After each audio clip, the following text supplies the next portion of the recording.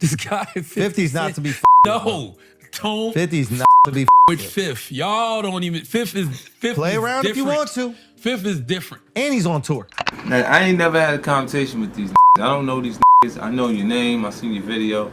Other than that, we ain't got no business together. We ain't got no reason to even be talking to each other. It all started with a whisper, a low murmur in the halls of the entertainment world. Something was brewing, something big enough to shake the foundations of an industry built on bravado, billion-dollar deals, and public personas carefully curated, like museum pieces.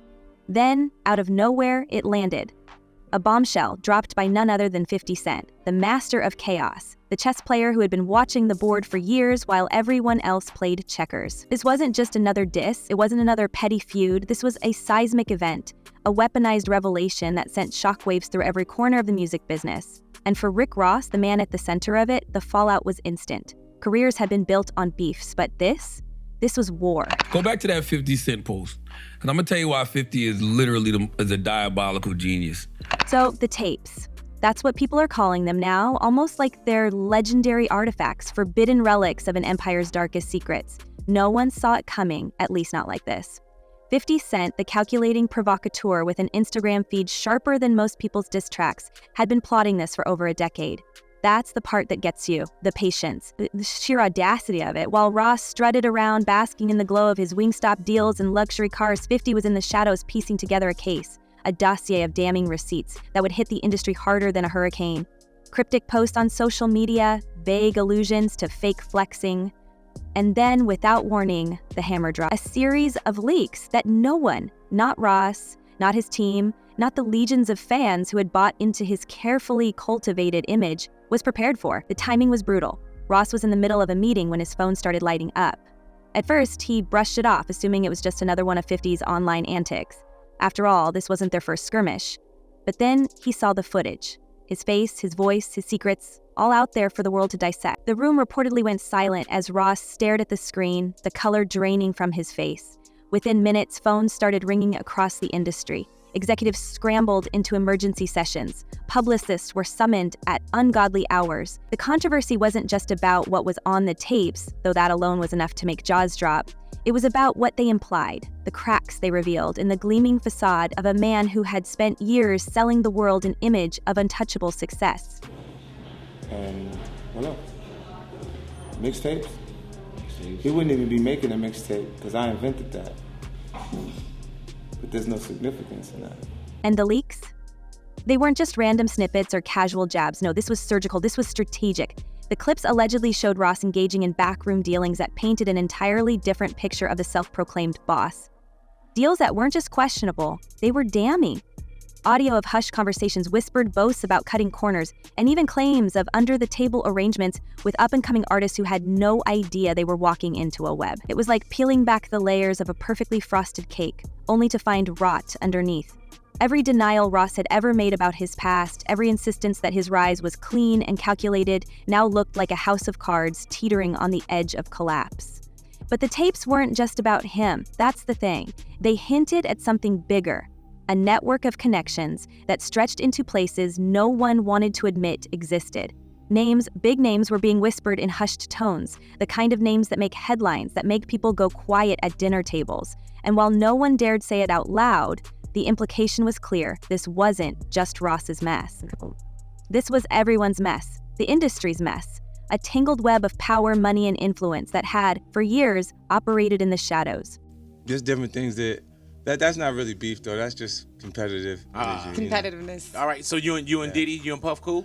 No, I don't really rock with him okay, like that. damn. Ross's reaction was as erratic as it was predictable. He took to Instagram in a rage, firing off a 15-minute rant that was equal parts denial and threat. He wasn't just denying the tapes, he was going after 50 Cent with everything he had, hurling accusations and airing grievances that went back years. But for every word he spoke, it seemed like 50 had another move ready.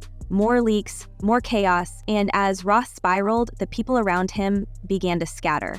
Business partners started distancing themselves, collaborators suddenly found reasons to go quiet. Even his most loyal allies were left wondering if staying by his side was worth the risk. The industry has always been ruthless, but this was survival of the fittest. And Ross was bleeding in the water. The fallout wasn't just confined to Ross's camp. It rippled outward, hitting everyone who had ever been associated with him. Meek Mill, his longtime collaborator, stayed silent. Khalid, another close ally, avoided addressing the situation altogether.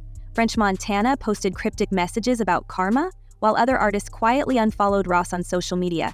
Even Drake, never one to shy away from a well-timed jab, dropped a line in a freestyle that fans immediately connected to the scandal. The message was clear: Ross was radioactive, and no one wanted to get caught in the blast radius. Well, it's been told that there was a sort of beef between you and 50 Cent. Is it a beef? I'm asking you. Well, I don't know for sure. What beef? You heard the music beef?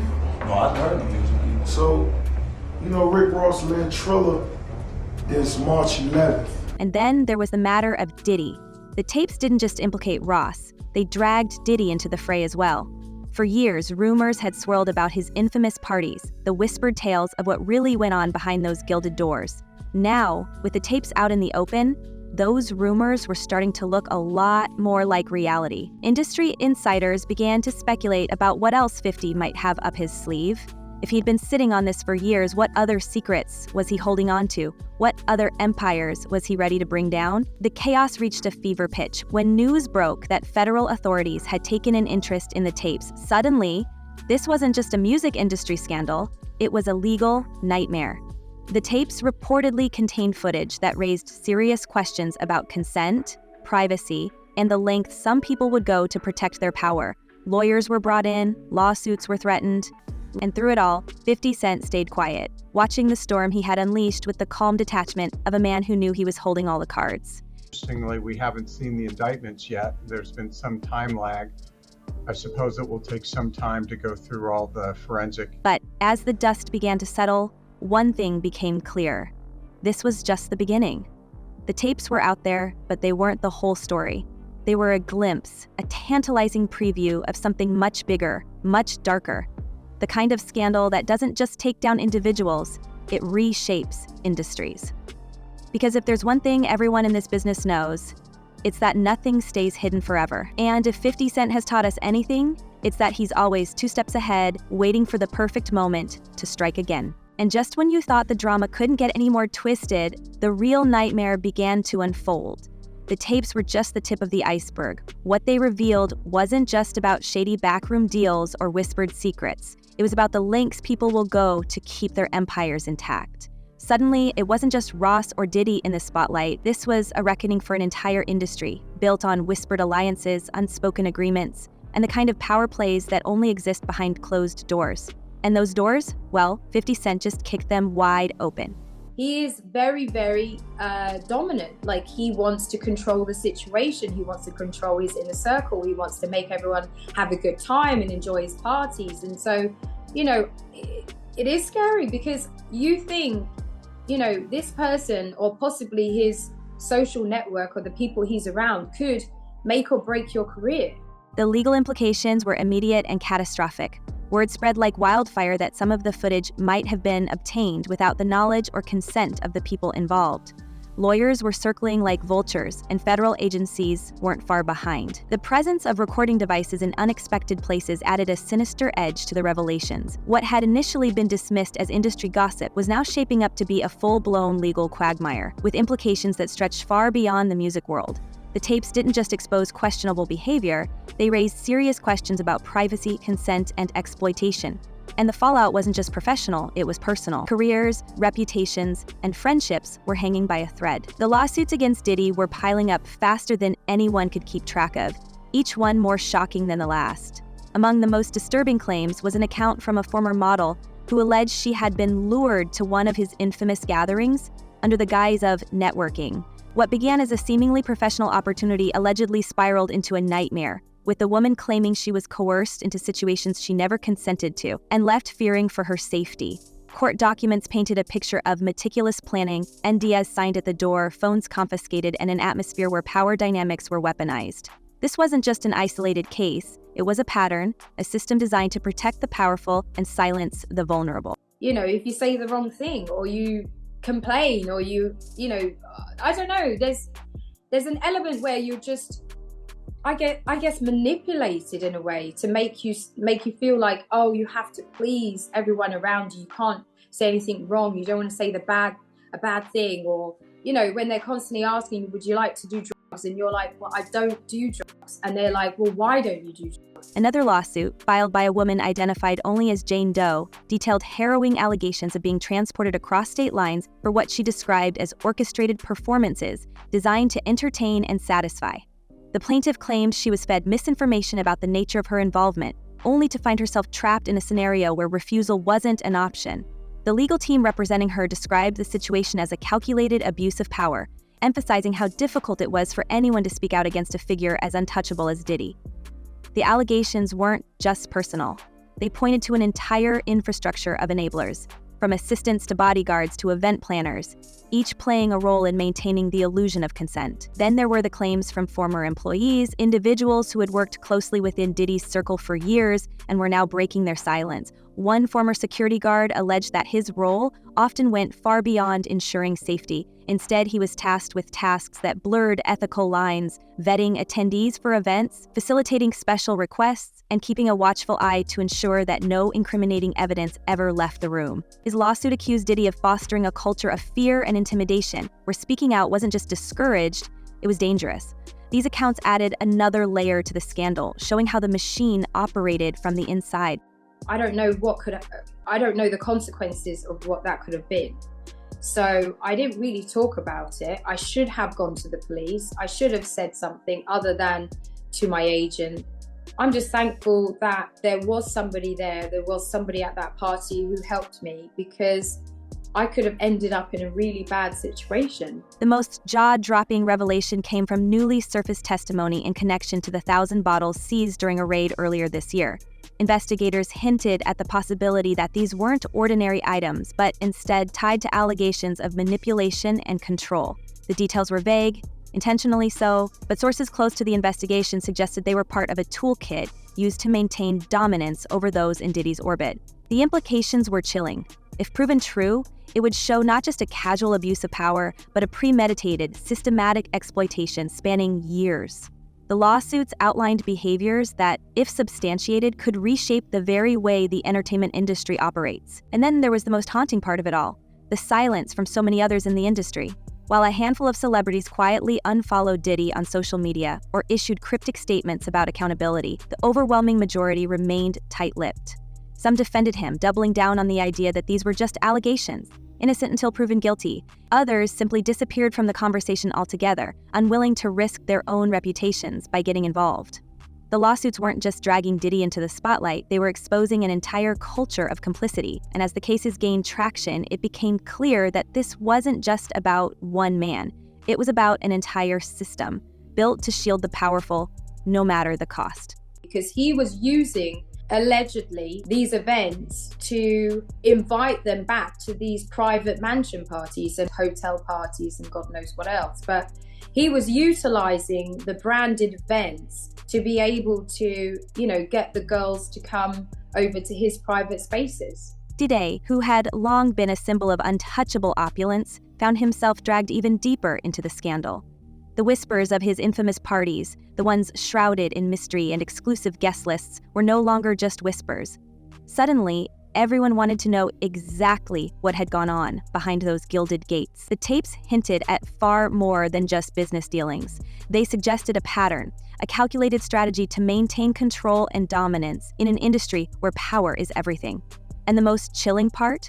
The tapes weren't even the main event. They were the opening act, a warning shot that left the entire industry holding its breath. As more details emerged, the scandal took on a life of its own. Those 1,000 bottles seized from Diddy's properties, they were no longer seen as an oddity, they were a potential smoking gun. Speculation ran wild about what they might contain. Industry insiders started connecting dots, drawing lines between long-standing rumors and the concrete evidence that was now coming to light. What had once been dismissed as tabloid fodder was now the subject of serious investigations. No one wanted to say it out loud, but the implication was clear. If even a fraction of the allegations were true, This wasn't just a scandal, it was a conspiracy. In the documentary, I think a lot of people thought that he was just joking around. It turns out he's not. So this is actually a real project that's being made under his G-Unit movie and TV. Ross, meanwhile, was unraveling in real time. His social media rants became increasingly erratic, filled with threats and accusations that only seemed to dig him deeper into the hole. His attempts to shift the narrative backfired spectacularly, with every post serving as a reminder of just how far he'd fallen. His team was in full damage control mode, but the damage had already been done.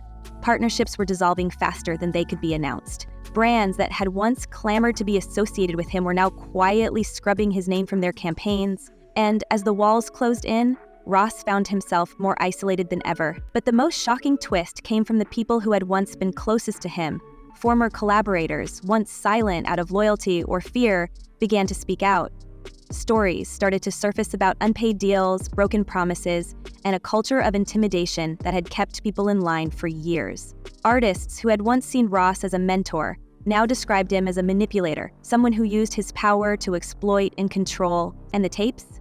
They were the final straw, the evidence that turned whispers into roars. Because Big Meech did this video with Rick Ross and got cool with That's Rick a Ross. fact.